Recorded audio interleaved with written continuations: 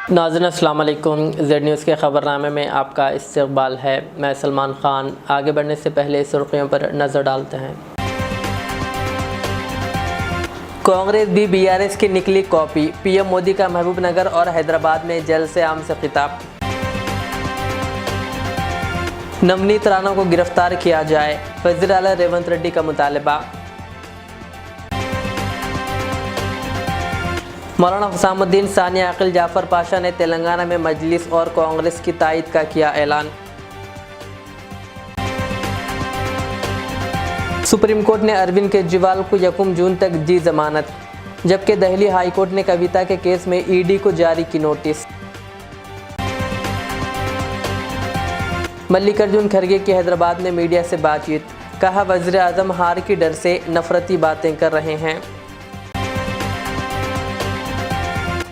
इश्तियाल अंगेज बयान पर बीजेपी के रुकन पार्लियामेंट नवनीत राणा के खिलाफ हैदराबाद में केस दर्ज।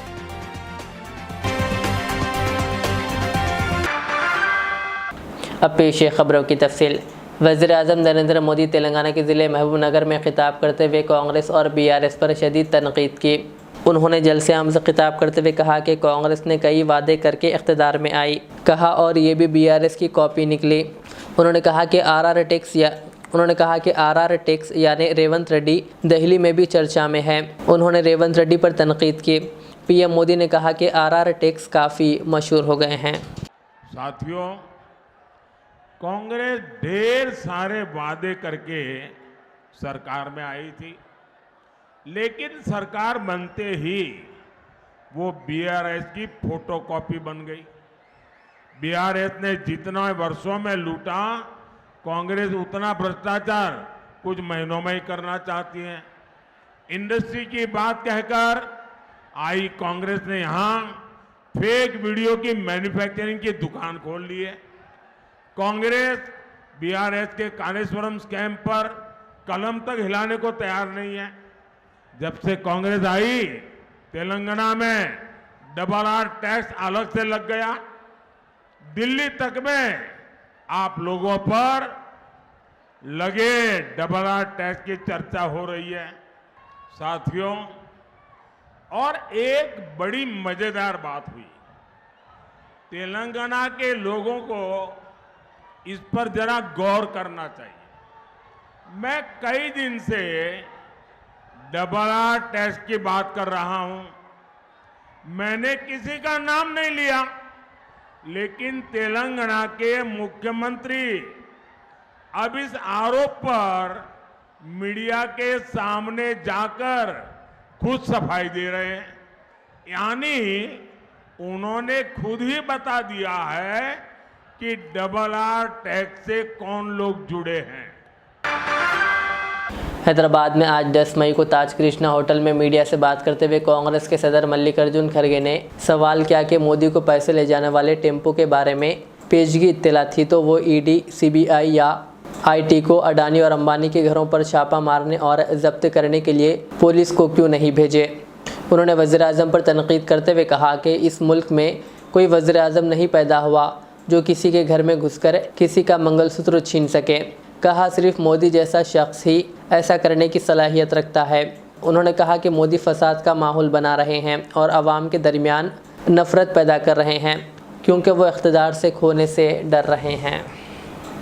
कभी मटन की बात करते हो, कभी चिकन की बात करते हो, कभी बीफ की बात करते हो, कभी मुस्लिम लीग की बात करते हो, कभी मंगलसूत्र की बात करते हैं। ये एम वर्ड से बड़ा मोहब्बत है हमारे मोदी जी को।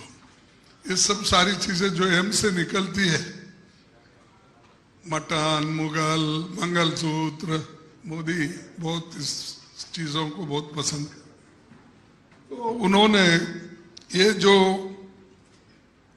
काला धन के बारे में भी उन्होंने बहुत कुछ बोला, लेकिन वो सब अपने मित्रों को ही काला धन का फायदा दिया।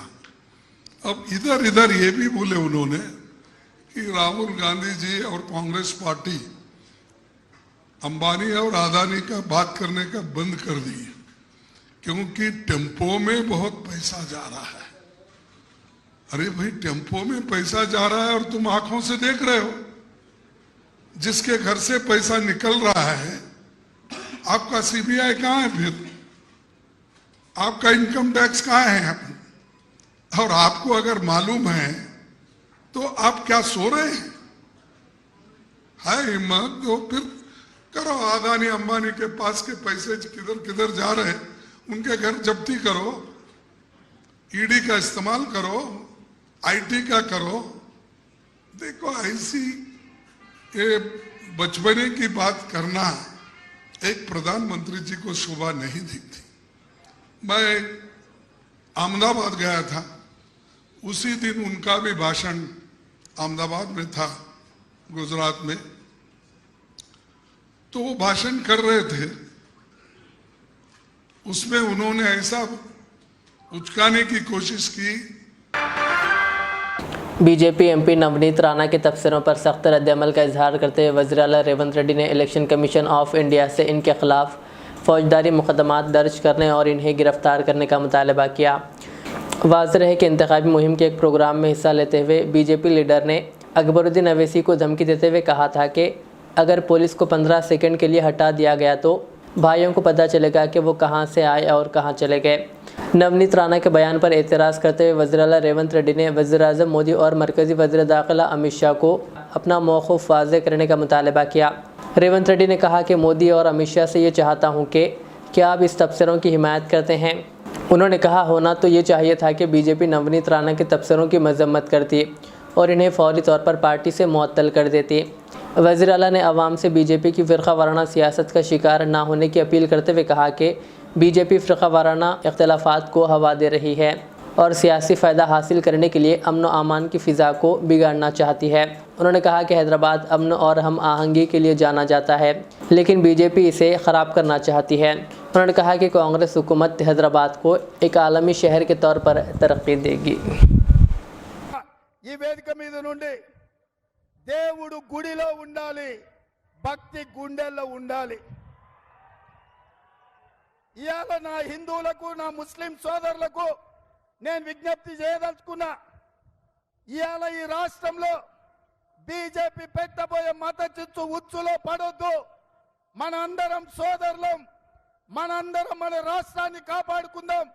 మన రాష్ట్రంలో శాంతి భద్రతలను రక్షించుకునే బాధ్యత మనది. ఇయాల రెచ్చగొట్టే दिल्ली हाई कोर्ट ने जुमा के रोज़ बीआरएस एमएलसी के कविता की दरख्वास्त पर इन्फोर्समेंट डायरेक्टरेट ईडी को नोटिस जारी की है। 6 मई को खुसूसी अदालत ने बाकायदा ज़मानत की दरख्वास्तों को मुस्तरद किए जाने के बाद कविता दिल्ली हाई कोर्ट से रुजू हुई है। इनके खिलाफ सीबीआई और ईडी दोनों एजेंसियां तहकीकात कर रही है। राउस एवेन्यू के खुसूसी जज ने जुर्म की संगीनी और इल्ज़ामात की नोवियत का हवाला देते हुए कविता की दरख्वास्त से ज़मानत मुस्तरद कर दी थी। कविता ईडी केस में 20 मई तक अदालती तहवील में रहेंगी, जबकि सीबीआई केस में इन्हें 14 मई तक अदालती तहवील में दिया गया है। दिल्ली हाई कोर्ट ने मुलजिमा की दरख्वास्त पर ईडी को जवाब दाखिल करने की हिदायत देते हुए अगली समात 24 मई तक मुलतवी कर दी। मौलाना हुसामुद्दीन सानी आकिल जाफ़र पाशा ने मजलिस और कांग्रेस की तायद का ऐलान किया है। उन्होंने तेलंगाना के आवाम से अपील की कि वो रियासत में फ़िरक़ा परस्तों को शिकस्त देने के लिए अपने वोट का इस्तेमाल करें। उन्होंने कहा कि मुत्तहिद होकर कांग्रेस को वोट दें। उन्होंने तेलंगाना के 16 लोकसभा हलकों से कांग्रेस को वोट देने और हैदराबाद हलके से मजलिस को वोट देने की आवाम से अपील की। और इस उम्मीद पर हुआ हूँ कि आप आज हमारी गुजारिश को न सिर्फ कबूल फरमाएंगे बल्कि इस पर अमल भी करेंगे। पहली गुजारिश ये है कि हमारी नाइत्तेफाकी आज ऐसे लोगों को तक पहुंचा दी जो हमारे साथ मुसलसल नाइंसाफ़ी करते आ रहे हैं और हमारे लिए रोज़ एक नई मुसीबत खड़ा कर रहे हैं। ऐसे माहौल में आपको और मुझे ये करना है कि हम सब एक जगह होकर मुत्तहिद होकर ये कोशिश करें कि हम सब मिलकर एक प्री प्लान तौर पर और एक मुत्तहिदा तौर पर और ऐसे लोगों को जो सेकुलर है, हमारे हिंदू भाइयों में बहुत से सेकुलर भी है, उन सब को साथ लेकर ये कोशिश की जाए कि मौजूदा हालात में किसकी ज़रूरत है, कौन सी हुकूमत को लाना चाहिए चुनाचे तमाम उलमाए किराम और तमाम की मुत्तफ़क़ा राय है कि इस वक्त हम कांग्रेस की तायद करें और दीगर जो जमातें हैं, क्योंकि उनके नुमाइंदे भी कोई ख़ास नहीं हैं और दीगर उनके अंदर ख़ुद इख्तलाफात पाए जाते हैं, इसलिए उनको नज़रअंदाज कर लिया जाए। इसी तरीके से अब पार्लियामेंट की जो सीट है यहाँ हैदराबाद की, यहाँ के लिए हम मुत्तफ़क़ा तौर पर, इससे पहले भी मैंने ईदगाह में भी अर्ज़ किया था कि एक मोहतरमा माशाअल्लाह अपने जलवे दिखा रहे हैं, हमको उससे गरज नहीं है। हमारे लिए हमारे हैदराबाद के एमपी साहब जनाब असदुद्दीन साहब अवैसी माशाअल्लाह मौजूद है। हम सब कोशिश करें कि अपने वोट का इस्तेमाल करें और उनको कामयाब करें। अब रहा सवाल कि हमारी वोटिंग परसेंटेज जो मुसलसल गिर रही है, उसके लिए मेरी आपसे गुजारिश है कि हर नौजवान हर वो महल्ले में जो वो रहता है अपने महल्ले की गश्त करे और हर एक को हर घर पर जाकर वोटिंग के लिए उनको निकल कर वोट डालने के लिए मजबूर करे और उनको ये बताए कि ये वोट की क्या अहमियत है इस वक्त। इसलिए मैं आज ये प्रेस कॉन्फ्रेंस रखा ताकि मेरी आवाज़ आप तक पहुंच सके और आपसे मैं गुजारिश कर सकूं। मैं आपका भी मशकूर हूं और हमारे प्रेस के ज़िम्मेदारों का भी मशकूर हूं कि उन्होंने कुछ मुझे बोलने का मौका दिया। आप अपने वोट का इस्तेमाल कीजिए। आज बहुत ज़रूरत है आपके वोट की। याद रखो, आप ये कह रहे हैं कि हमारी एक वोट से क्या होगा, वो तो जीतने वाले हैं, वो तो कामयाब होंगे, लेकिन आपकी वोट से होंगे इंशाअल्लाह। आपकी वोट की अहमियत हमारे को है। इसलिए मैं आपसे, नौजवानों से और हमारे उम्र रसीदा हजरात से हर एक से गुजारिश कर रहा हूँ कि वो निकले और अपने करीबी वोट, यहाँ का वोट के लिए पोल जहाँ डालने का आपके मुकाम तय किया जाए, वो मुकाम पर जाके वोट डालकर और अपने कामयाबी के लिए अल्लाह से भी दुआ करें। याद रखिए, एक तरफ ये है कि हमारा अपने लिहाज से हक़ अदा करना है, दूसरा अपने अल्लाह को राज़ी भी करना है। हम जब तक अल्लाह को राज़ी नहीं करेंगे हमको कामयाबी नहीं मिलेगी। इसलिए मैं तमाम लोगों से ये भी गुजारिश करूँगा कि इस वक्त के हालात के लिहाज से रुजू इल्लाह भी हो जाइए, तौबा भी कीजिए, इस्तग़फ़ार भी कीजिए और अल्लाह से हाथ उठाकर दुआ कीजिए कि हमको ये आजमाइशों से और ये मुसीबतों से हमको अल्लाह नजात अता फरमाए। अस्सलामु अलैकुम व रहमतुल्लाहि व बरकातहू।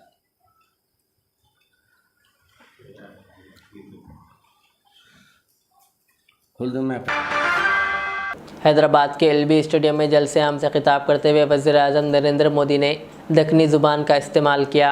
वज़ीर-ए-आज़म ने खिताब करते हुए कहा कि तेलंगाना कह रहा है कि कांग्रेस, बीआरएस और एमआईएम को बीजेपी कुछ वोट देंगे। तेलंगाना कह रहा है कांग्रेस नक्को, बीआरएस नक्को, एमआईएम नक्को, बीजेपी कोई वोट देंगे, बीजेपी को जिताएंगे। बीजेपी के रुकने पार्लियामेंट नवनीत राणा के खिलाफ हैदराबाद के सैबराबाद पुलिस ने केस दर्ज कर लिया है। हाल ही में बीजेपी के लीडर ने कहा था कि कांग्रेस को वोट देना मतलब पाकिस्तान को वोट देना है। उन्होंने शादनगर में एक इंतखाबी रैली के दौरान ये इश्तियाल अंगेज तबसरा किया था। फ्लाइंग स्क्वाड के एक ओहदेदार की शिकायत पर यह केस दर्ज किया गया है। नवनीत राणा ने 8 मई को शादनगर चौराहे पर बीजेपी की कॉर्नर मीटिंग से खिताब करते हुए मुतनाज़िया तबसरा किया था। नवनीत राणा महाराष्ट्र के अमरावती से बीजेपी की नुमाइंदगी करती है। इनका यह तबसरा इंतखाबी ज़ाब्ता अखलाक की खिलाफ वर्जी है, जिस पर इनके खिलाफ मुकदमा दर्ज किया गया है। का प्रधानमंत्री और आपसे सभी लोगों से विनती करूंगी कि आप लोगों ने अगर कांग्रेस को वोट किया तो इसका मतलब वो सीधा पाकिस्तान को वोट जाता है। सदर मजलिस व रुकने पार्लियामेंट हैदराबाद बैरिस्टर असदुद्दीन अवैसी ने बीजेपी के रुकने पार्लियामेंट की जानिब से की गई इश्तियाल अंगेज़ी पर शदीद रद्दअमल का इजहार किया। उन्होंने इंतखाबी जलसे से खिताब करते हुए कहा कि छोटा तोप है, वो सालार मिल्लत का बेटा है, किसी के बाप से डरने वाला नहीं है। सदर मजलिस ने कहा उन्होंने अपने भाई को रोक कर रखा है। वो एमपी साहिबा जो महाराष्ट्र से आके छोटे छोटे, अरे छोटे को रोक के रखा हूं, छोटे को बहुत रोक के रखा हूं। अगर जिस दिन मैं छोटे को बोला कि मियां मैं जरा आराम कर तो तुम संभाल लो, फिर तुम संभालो। छोटे छोटे, तुमको मालूम ही क्या है छोटा क्या है नहीं मालूम तुमको, तोप है वो, बोर बच्चा है, सालार का बेटा है। बहुत मुश्किल से समझा के बिठाना पड़ता उनको, बहुत मुश्किल से। और उनको समझाने वाले का नाम असदुद्दीन ओवैसी है, किसके बाप को नहीं सुनने वाला है छोटा। बोल दूं कल से शुरू करो बैटिंग। अभी खाली उन्होंने टाइमिंग कर रहे, सिंगल ले रहे, 1 2 3 कर रहे। अगर शुरू हो गए T20 का तो फिर तुम्हारा भी T20 फिर कैसा होगा देखो। हाँ, अरे आप बताइए, आप 15 सेकंड का थे इनको, 15 सेकंड, मुर्गी का बच्चा हूं मैं। हाँ, 15 सेकंड का थे, बोलो ना कहां पे आना आता हूं मैं। तुम्हारे पप्पा से पूछो, दिल्ली वाले पप्पा से पूछ के बताओ मेरे को, तुम्हारे घर पे आऊं, तुम्हारे ऑफिस पे आऊं, कहां पे आऊं बताओ। 15 सेकंड ये कर देंगे। अरे क्या मुल्क है ये, क्या है यहां पर? कोई कानून नहीं है भारत में? पुलिस क्या वो आईपीसी का नहीं है? कोई भी आ रहा बोल के जा रहा। दिल्ली के वज़ीर आला अरविंद केजरीवाल को सुप्रीम कोर्ट से बड़ी राहत मिली है। सुप्रीम कोर्ट ने इन्हें 1 जून तक जमानत दे दी है। अब वो दिल्ली, हरियाणा और पंजाब में होने वाले लोकसभा इंतखाबात 2024 के लिए आसानी से मुहिम चला सकेंगे। दिल्ली के वज़ीर आला ने इंतखाबी मुहिम का हवाला देते हुए अदालत उज़्मा से अबूरी ज़मानत की दरख्वास्त की थी। हालांकि इससे कबल भी अदालत ने इन पर नर्म नज़र आई थी। अदालत ने पहले ही ये इशारा दिया था कि केजरीवाल की ज़मानत का रास्ता इतना मुश्किल नहीं है। सुप्रीम कोर्ट ने वाज़ेह तौर पर कहा था कि केजरीवाल आदि मुजरिम नहीं है। केजरीवाल ने जुलाई तक का वक्त मांगा था, लेकिन इन्हें अदालत ने 1 जून तक ही ज़मानत दी। अब इन्हें 2 जून तक खुद को सरेंडर करना पड़ेगा। तेलंगाना स्टेट माइनॉरिटी कमीशन के चेयरमैन तारिक अंसारी ने वोट की अहमियत पर जोर दिया। उन्होंने शहरियों, ख़ास तौर पर नौजवानों को अपने हक़ को इस्तेमाल करने और दूसरों को भी वोट देने की तरग़ीब दी। उन्होंने वोट की अहमियत पर जोर दिया और कहा कि ये जमहूरियत की ईद है। उन्होंने कहा कि वोट की अहमियत के ज़रिए शहरियों को अपनी ज़रूरियात बयान करने और मुल्क में बेहतरी लाने के लिए अपना किरदार अदा करने का मौका फ़राहम होता है। तारिक अंसारी ने कहा कि हर वोट कीमती होता है और वोट का मौका कभी भी ज़ाय नहीं करना चाहिए।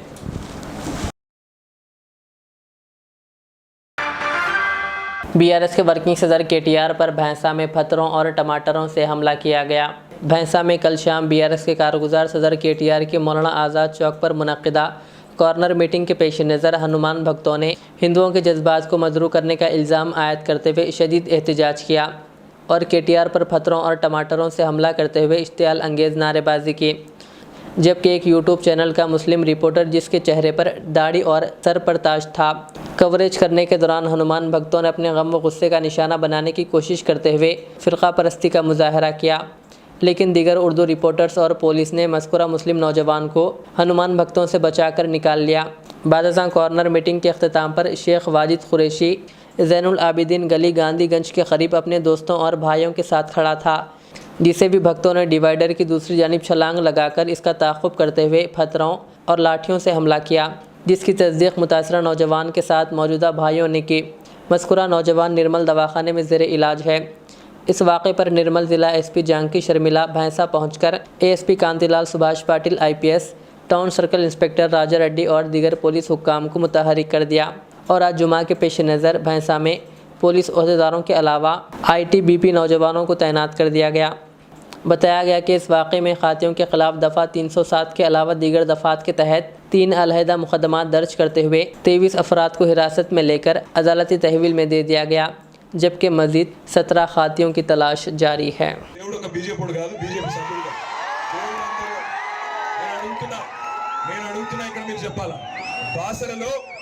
బాసరలో అమ్మవారి ఆలయం ఎప్పుడు కట్టిండ్రు? అక్కడ జరిగేం కాదు. రాముడు చెప్పిన వీళ్ళకి రాలేమని, నేను అనేదల్లా ఒకటే. ఇవాళ బాసరలో అమ్మవారాలయం ఎప్పుడొచ్చింది? బాసరలో అమ్మవారాలయం ఎప్పుడొచ్చింది తెలియదు, ఎప్పుడొచ్చిందో తెలియదు. అట్లాగే కొండగట్టులో అంజన్ ఎప్పుడొచ్చిండు తెలియదు. తిరుపతి వెంకన్న ఎప్పుడొచ్చిండు? మరి బీజేపీ ఎప్పుడొచ్చింది? 40 ఏళ్ళ కింద వచ్చింది. ఏదో వీళ్ళే దేవుణ్ణి పుట్టించినట్టు, వీళ్ళే దేవుని కాపాడుతున్నట్టు. నేను అనేదల్లా ఒకటే, ఇట్లాంటి చిల్లరగాళ్ళు ఎప్పుడు ఉంటారు. ఈ చిల్లరగాళ్ళను పట్టించుకోవాల్సిన పని లేదు. మన పని మనం చేసుకుంటూ ముందుకు పోదాం. ఈ చిల్లరగాళ్ళను, ఆ చిల్లర పార్టీని పట్టించుకోకుండా పని చేసుకుంటూ పోదాం. తప్పకుండా 10 ఏళ్ళు పనిచేసిన తర్వాత, 10 ఏళ్ళు అరే మీకు శ్రీరాముడు చెప్పిండ తమ్మి రాలేమని. రామ మందిరము, రాముడు అన్నప్పుడు అందరినీ గౌరవించే సంస్కృతి ఉండాలి. రాముడు మర్యాద పురుషుడు, అందరిని ఒక లెక్క చూడమన్నాడు. రాముడు రాజధర్మం పాటించమన్నాడు. గుజరాత్ ఒక తీరుగా చూసేటోడు గుజరాత్ ఒక తీరుగా చూస్తాడు, తెలంగాణను ఇంకో తీరుగా చూస్తాడు. గుజరాత్ కేమో వేల కోట్ల రూపాయలు, లక్షల కోట్ల రూపాయలు, తెలంగాణకు బిడ్డ పైస ఇయ్యడు. ఒక మెడికల్ కాలేజ్ ఇయ్యడు, ఒక ఇంజనీరింగ్ కాలేజ్ ఇయ్యడు, ఒక స్కూల్ కట్టాడు, ఒక గుడికి కూడా తెలంగాణలో పైస ఇయ్యడు. కానీ ఓట్లు మాత్రం కావాలి. అందుకే ఆలోచించమని కోరుతా ఉన్నా, మిమ్మల్ని అందరినీ ప్రార్థిస్తా ఉన్నా. దయచేసి దేవుని పేరు చెప్పుకొని అదానికి దోచిపెట్టే సన్నాసులను పట్టించుకోవాల్సిన అవసరం లేదు. అదానికి అంబానీలకు తొత్తులైన వాళ్ళను పట్టించుకోకండి. 13 తారీఖు నాడు కారు గుర్తుకు ఓటేసి బ్రహ్మాండంగా ఆత్రం సక్కు గారిని గెలిపించి పార్లమెంటుకు పంపండి.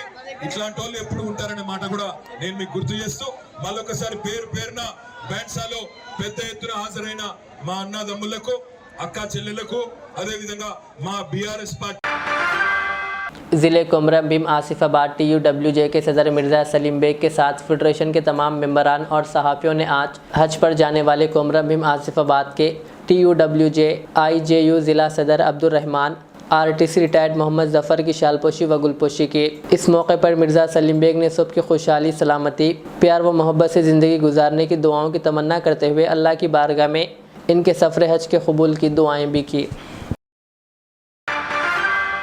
आखिर में सुर्खियाँ और एक बार, कांग्रेस भी BRS की निकली कॉपी। PM मोदी का महबूबनगर और हैदराबाद में जल्द से आम से खिताब। नवनीत राणा को गिरफ्तार किया जाए, वज़ीर आला रेवंत रेड्डी का मुतालबा। मौलाना हुसामुद्दीन सानिया अकील जाफ़र पाशा ने तेलंगाना में मजलिस और कांग्रेस की तायद का किया ऐलान।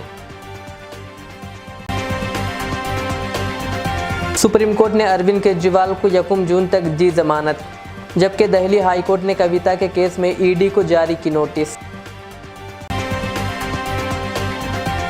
मल्लिकार्जुन खड़गे की हैदराबाद में मीडिया से बातचीत, कहा वज़ीर आज़म हार की डर से नफरती बातें कर रहे हैं।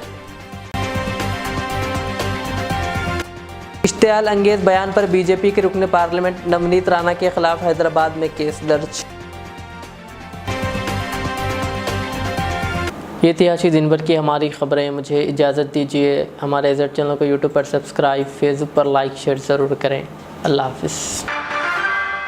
रियाज इस्लामिक स्कूल, तालीमी मैदान में एक नया इनकलाब। इस्लामिक और मॉडर्न एजुकेशन की अजीम दरसगाह।